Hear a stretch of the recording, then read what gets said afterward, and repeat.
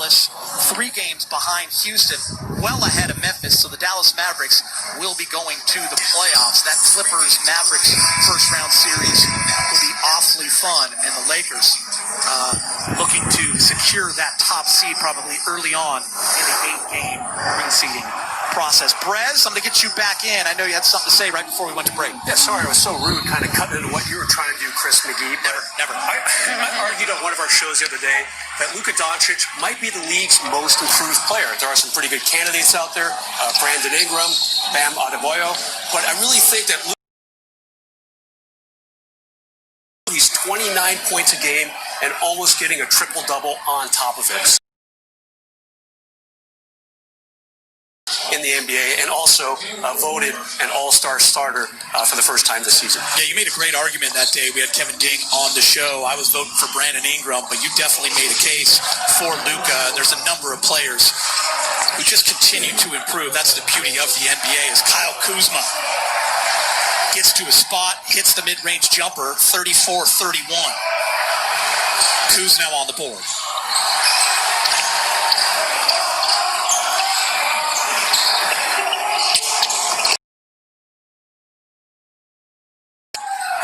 Kicks it out. Hardaway Jr.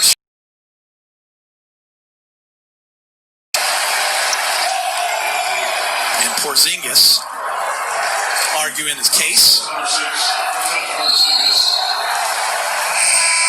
Mike Trudell, I'd like to bring you in. The Dallas Mavericks, we talked about their efficiency, and a lot of the changes came pick and roll with Luka. Yeah, it just creates so much spacing for them to get into the postseason, whether that's against Dallas or some of the other opponents that can go small in that sense by having a big out on the perimeter.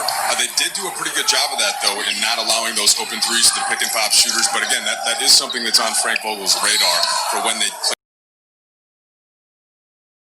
the rim, whether that's JaVale McGee or Dwight Howard at the 5 spot, or then when they go small, of course, AD sliding. And LeBron attacked the paint. Nobody better than LeBron James getting to that rim, still doing it at age 35. Great defense right there. Kyle Kuzma. He's fouled by Curry.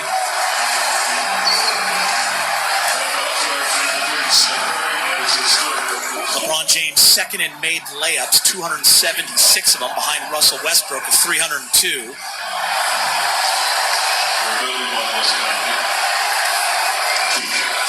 And while we have a moment, let's pause for a word from Carl's Jr. The new Monster Angus Thick Burger at Carl's Jr. Feed your happy. Monster Angus Thick Burger. Looking fantastic. 36-31. Tar Heel right there, big game James. Jackson? Yep. Justin Jackson. Always like to give a little Tar Heel love for big game. Yeah, got a couple Tar Heels out there. Jackson, has not yet found his way in the league. Up in Sacramento before over to Dallas, I believe. He's supposed to be a sharp shooter. I don't think he's yet achieved that consistency. Big game. I want to talk about that last play defensively. That's what makes Dwight Howard so good. That's why he won the award 3 years in a row. He does such a great job of not fouling yet, dictating where that shot's going to go and why it's long. Yeah, big men who don't leave their feet and don't go for pump fakes and just kind of wait for you to make your move is what Dwight Howard does very well. Past Defensive Player of the Year because he really has a great talent for blocking shots, and if not blocking the shot, he's definitely going to alter the shot to create poor shooting percentages. What a redemption story here in Los Angeles. Dwight Howard, after leaving 2012-13, after one season, departed for Houston. He made his way back after playing for a number of teams, and he has been outstanding. He's been a leader. He's been a great teammate. And he has been the anchor of that second unit. Peter, I covered that team in 2012-13 for the LA Times, and Dwight, so much was expected of him coming over to the Lakers, and he was supposed to be a dominant guy, help Kobe get another championship or two before he ended up retiring, and it just didn't happen. The fans fell out of favor with him pretty quickly. The truth is he had a sore shoulder for most, if not all, that season, and his back was hurting him, and he was just kind of a beat-up guy at that point. Now, this season, such low expectations. It's fun to see. He's kind of reclaimed a good spot with Laker fans before every game.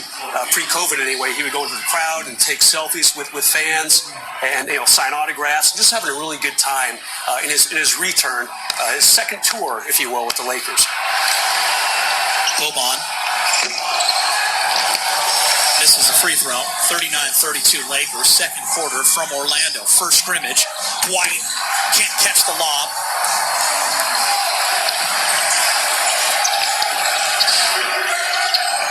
Hardaway Jr. into the corner. Jackson steps on the line. Turnover. Laker basketball.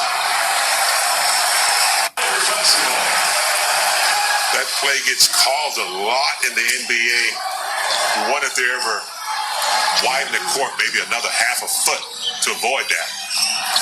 A lot of stepping out of bounds in those corner shot threes. James, are you sparking new NBA legislation? I'm trying to, take responsibility for something. Appreciate that. James, what's one of the rules that really bother you about today's NBA? Maybe it's been on your mind for a while since you were a player. What would be the one thing you would change besides adding a half a foot to the court dimensions there?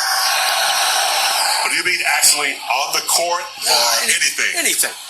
It's your call. Sometimes these video, I think the last 2 minutes or something like that is cool of the game. And the worst thing, it gets us out of here too late at night sometimes.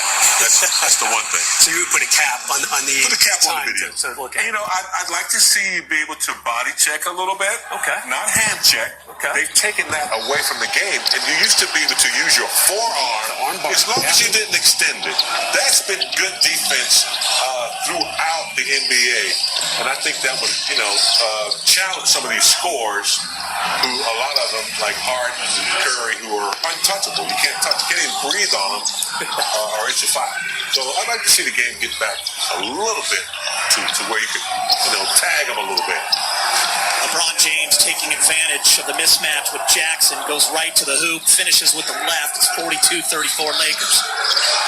I just saw some cheerleaders on the side. What was that all about?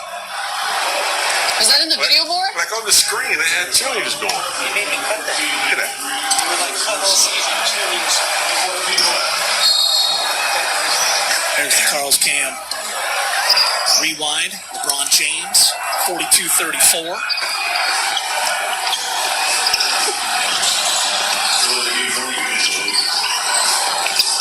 Doncic. He's fouled out top. Mike Trudell, you gave Laker fans some sad news on Twitter today. It's just a scrimmage, so there's no panic, but everyone's so excited to see Alex Caruso, always a fan favorite, having such an awesome year, not playing today. Yeah, Chris, so Caruso yesterday at practice just fell on his back and has a contusion there. It's one of those things, as you mentioned, since it's a scrimmage, you're probably going to take the precautious route and not put him out there. You saw some numbers flash there. Of course, part of the reason why people have been so eager to see more of him is he's been the net ratings all-star on this team all season long. In fact, he ranks 11th in the entire NBA, tied with LeBron, in fact, behind basically a bunch of groups composed of Bucks players. We know what their net rating was like. And the combination that he has with LeBron James in particular is something that Frank Vogel has been looking to add to in terms of more minutes together. And I'll tell you what, that's going to happen now, right? Specifically with Rondo and Bradley out, he is the guy that you think of as stepping into that bench role and really being able able to float between the 1 and the 2, or just completely play off the ball. So once that back feels a little better, do expect to see plenty of AC Fresh moving forward as the Lakers go into the seeding games. Yeah, Doncic with a little fake pass and then gets in the lane, gets a bucket. Mike, just to piggyback off of that, Alex Caruso, that's the thing. You wrote an article about the eye test and advanced stats gold. I mean, that's one thing about Alex Caruso. Sometimes you look at the box score and you don't see much, but you look at the plus minus and he's plus 17. The guy is just a winner. And the Lakers recognized that a couple of years ago. Yeah, I mean, you see it right there, right? Just the 17 minutes and the points and the field goal percentage. None of that stuff is going to pop off of the screen. But if you watch every Laker game, you just notice that they tend to play better when he's on the floor. And that's why, even though Frank Vogel has a lot of options, you've seen Caruso close in a lot of lineups. Specifically, when AD goes to the 5, Vogel has brought in Caruso to play next to either KCP or Danny Green. And then, of course, LeBron there running things from the point guard position. So it's something that Frank Vogel, and we just have to see now if he can expand his game even further now that they're going to need a bit more of that secondary ball handling. Mike had mentioned earlier a rolled ankle. He's fine. He's in the game. Doncic, screen from Boban.